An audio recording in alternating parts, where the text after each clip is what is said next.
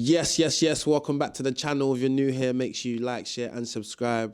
Let's get straight into it. So it's been a great weekend for boxing, great weekend for British boxing, shall I say. We had a lot of different fight cards over this Easter holiday, up and down the country. Obviously, we had a big one, Derek Chisora versus Deontay Wilder. That was the MF Pro card. We had Caroline Dubois versus Terry Harper on the MVP card. We had Lauren Price versus Stephanie Pinero on the boxer card in Wales. And we had Pat Brown versus Dakar on the Matchroom card. But this video is not going to be about Derek Chisora and Deontay Wilder.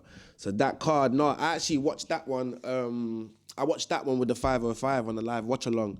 So I was one of the guys on the commentary panel, innit? So big up Shy as well, like big up that platform, the 505. You guys ain't locked in, make sure you lock in. It's a really good boxing platform. Obviously they cover boxing, talk about boxing.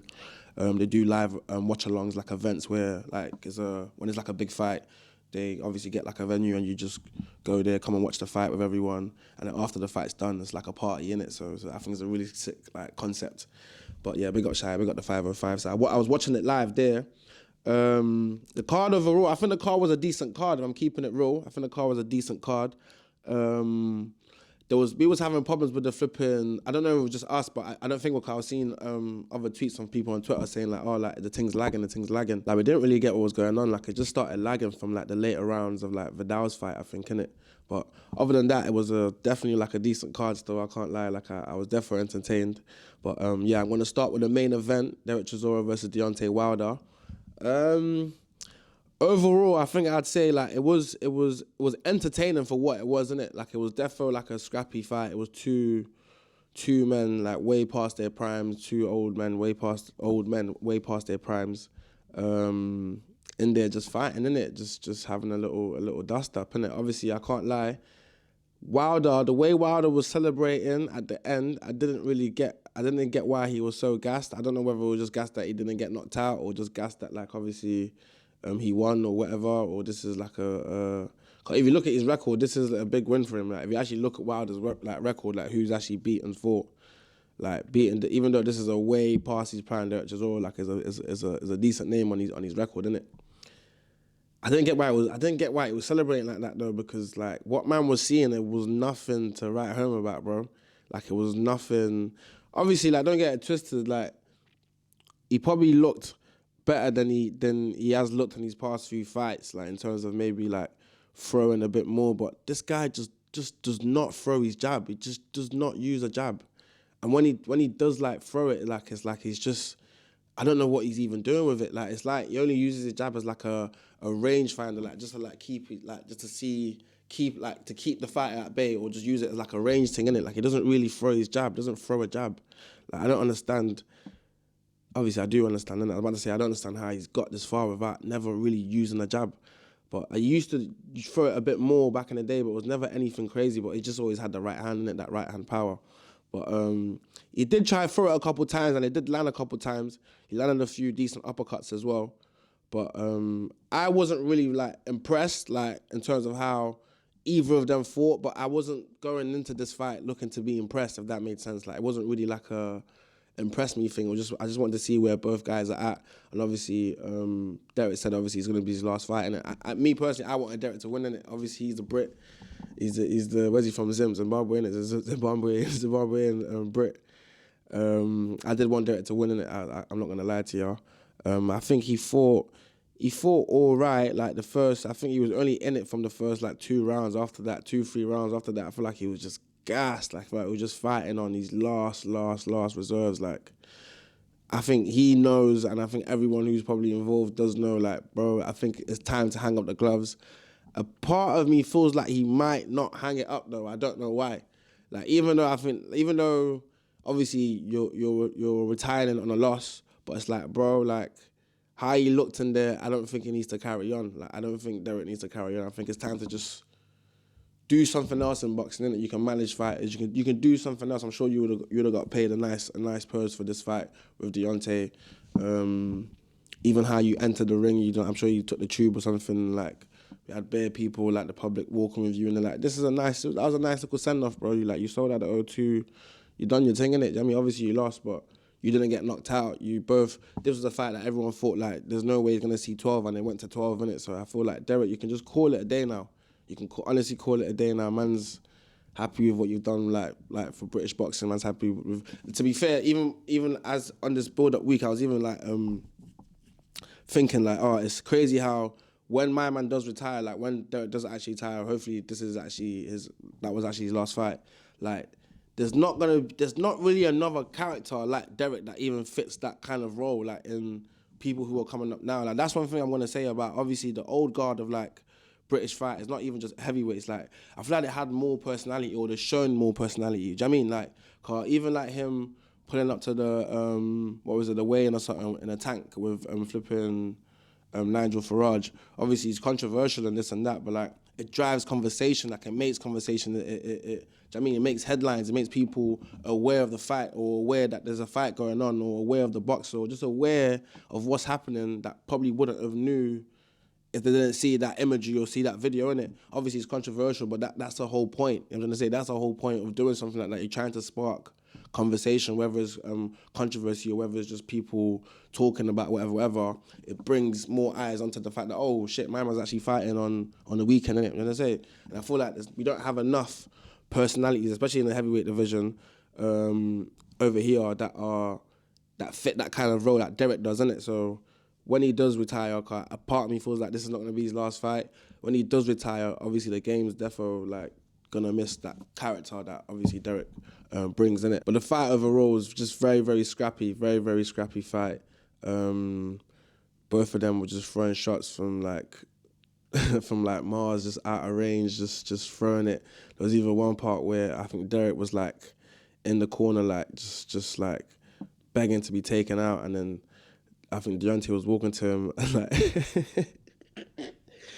Deontay was walking to him and he was loading up on his right hand, and he was I think he said something like I love you, brother, and like he threw the shot and missed. Like, it was funny still. Like, it was a funny fight still, but it was entertaining. That's what I'm trying to say. Even though like it wasn't anything beautiful about it, like it wasn't beautiful boxing, it wasn't anything, like it's not a fight that you want to show somebody like, yo, look, this is how you're meant to box, this is what you're meant to do. It wasn't anything like that, but man wasn't going into the fight thinking it's gonna be something like that, innit? So what I got out of it, I feel like I'm cool with it. And with like Deontay winning, even though obviously he had already said whatever happens, he's gonna stay on anyways. With Deontay winning, like it opens up some fights that could potentially happen. Obviously, I feel like they're heavily talking about him fighting AJ now, innit? I don't know if that would be next, because I feel like AJ is probably going to be looking to want to fight really, really soon. And obviously, if Deontay just went 12 rounds with Derek Chisora, it's not like he didn't enjoy any punishment in there. Like, obviously, Derek hit him with a lot of big right hands in it, so he's going to need some time off just to relax and get back into doing another training camp. Jamie, when he's back and fully recovered and healed in it. So I don't think the next fight for AJ is going to be Deontay, but I think there's defo opportunity, or I see like a timeline where maybe at the end of the year, Deontay and AJ could get on in it. Cause if AJ is probably gonna fight in maybe like June or July, he can definitely have another fight end of the year in it. So maybe he might be one of them. But yeah, good fight, man. For what it was definitely entertaining, scrappy as hell. But it was, like I said, it's just two old men just scrapping in it, just throwing hands in it, and hopefully that's the last we see Derek Chisora fighting in the ring. I feel like it's not going to be, but hopefully I'm proven wrong, innit? I'm trying to say. So moving on, the co-main event on the night was obviously my boy Viddal Riley versus Masternak for the European Cruiserweight title.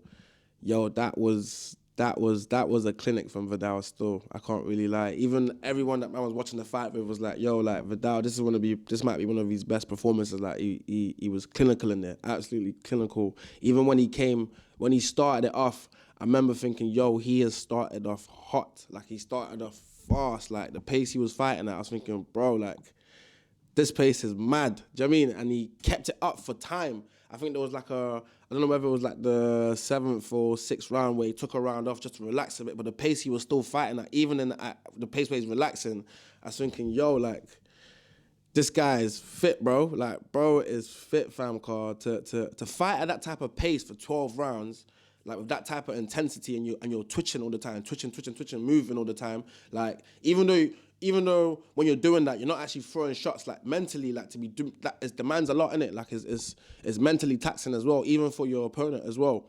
That's what Dwayne, the other guy that was on the panel with man, doing the commentary, he was saying as well, like twitching like that, all that twitch movement, moving, like it's mentally taxing for your opponent as well, because they're thinking, are you gonna throw, you're not gonna throw, what's next? So it's like your brain's constantly working, you know what I mean? And like you can get mentally drained before you even get physically drained, and that from when you're mentally drained, you're effed in it. You know what I mean? So like every single round, I don't know what round I could have given to Masternak. It's not just because like, oh man, rock with Viddal, but like it was clinical in there, and I feel like that shown his stock as well, if that makes sense. Car, even though like I think a Masternak is like 38, 39 or something like that, like in cruiserweight terms, that's not even too old. Obviously he's old, but like that's not even too old. And the level that Masternak is at, for him to comprehensively beat him that way that he done, bro, you got to tip your hat off to him. Man. I think that was a great win for Viddal, and I think that it starts to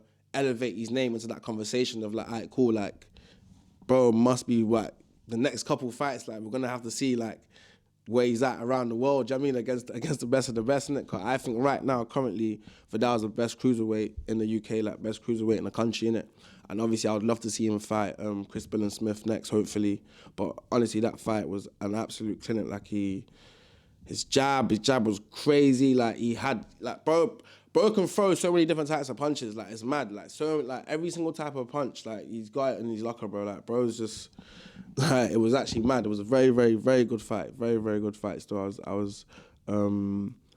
don't want to use the word impressed, but I was definitely more impressed than I thought man would even be in it. Like I feel like he definitely done his thing still. Like it was a good win and very deserved win, innit? I wish Masternak was just a little bit less durable, because I feel like if Masternak was just a tad bit less durable, I feel like Viddal would have even got him out of there still. I can't lie. I just think Masternak's one of them guys just like super tough, like super duper tough. Like to get him, to knock him out, like it's got to be a mad thing. Do you know what I mean? And I feel like Viddal was I feel like especially in the earlier rounds, I feel like he was actually going for that. I feel like he wanted that, and I did really want him to get like a knockout. I know it would have been just good for like a highlight, like knockout role, innit? Especially knocking him out as well, knocking someone like that out. But I feel like the way he boxed for 12 rounds, clinic, man, absolute clinic in it. So yeah, I'd love to see a Chris Smith versus Viddal fight. I wish Chris Smith even went there or something, innit? Like, mine to do that more in the UK. Like, you know, these fights, like, it's like with Clarissa Shields and Lauren Price. Like, Clarissa Shields, she went to the fight, like, bro, like, guys are saying, like, they want to see us fight, this and that. Let me go to your fight. After your fight, if you do win, we can have a local verbal, we can have a local back and forth in the ring, or have a local, do you know what I mean? Or they can interview me, we can get the fight rolling, do you know what I mean? Like, get people talking. I'm trying to say, I feel like people in the UK need to do that way more. Like, if like Chris, like if people are saying they want to see you against Viddal, you would have heard the murmurs and heard the talking. Bro, go to the fight, pull up. Like you're gonna get tickets, like 100%. I'm trying to say, like, get your tickets. You're gonna be ringside. Once he wins, yo, call him out, stand up, tell him you want you know what I mean? Me next. I'm trying to say, like, that's what I want to see more. We need to like sell these fights before they even confirm, because when they do get confirmed, that's how man are going to be gassed for it. It's like Ezra versus Willie Hutchinson. The reason why I feel like people were gassed for it from the moment we found out it was on is because we've seen that whole push and shove. Like, do you know what I mean? We've seen the whole push and shove back and forth before there was even a discussion about them two fighting. So like when it was actually made, like it was a bit more excited, innit? You know what I say? So it's like I want to see that more in the UK, innit? But great win for my boy. Great win for Viddal. European cruiserweight champion now, British champion. Hopefully we do see him against Chris Smith, but there's a lot of good fights out there for him anyways, innit? And I feel like as much as there's a lot of decent cruiserweights, I think who else is cruiserweight? I think Benavidez is a cruiserweight now, innit? And obviously Zerdo, and obviously the man Jaya Pataya. Like, give it like a couple more fights. I feel like Viddal's gonna have to be in that conversation and in that realm. Like, he's gonna, do you know what I mean? And I feel like them kind of fights will be on the horizon, innit? Against that level, that world level, innit? So yeah, great win for Viddal, man. Great win. Moving on, the next fight that I managed to see was Denzel Bentley versus, I think it's Savreda. I can't really pronounce his name. I think it's Savreda. But I was trying to do the accent. Savreda. Aye, oh my days. But yeah, Denzel Bentley versus Savreda. Um, I'm not gonna lie. There was for a large majority of the fight, I wasn't liking how this Savreda guy was just stepping to Denzel. I feel like he was stepping to him like he wasn't really respecting his power, or like it wasn't really rating his thing like that. Like, I'm gonna keep it real. I'm gonna keep it very, very real. Cause when man was watching it, I kept on saying like, yo, what go on? Like he just keeps on stepping to him. And I feel like Denzel was allowing him to step to him as well. But everyone around was like, no, trust me, like Denzel, like he might start a bit slow, but he warms and gets into the fight.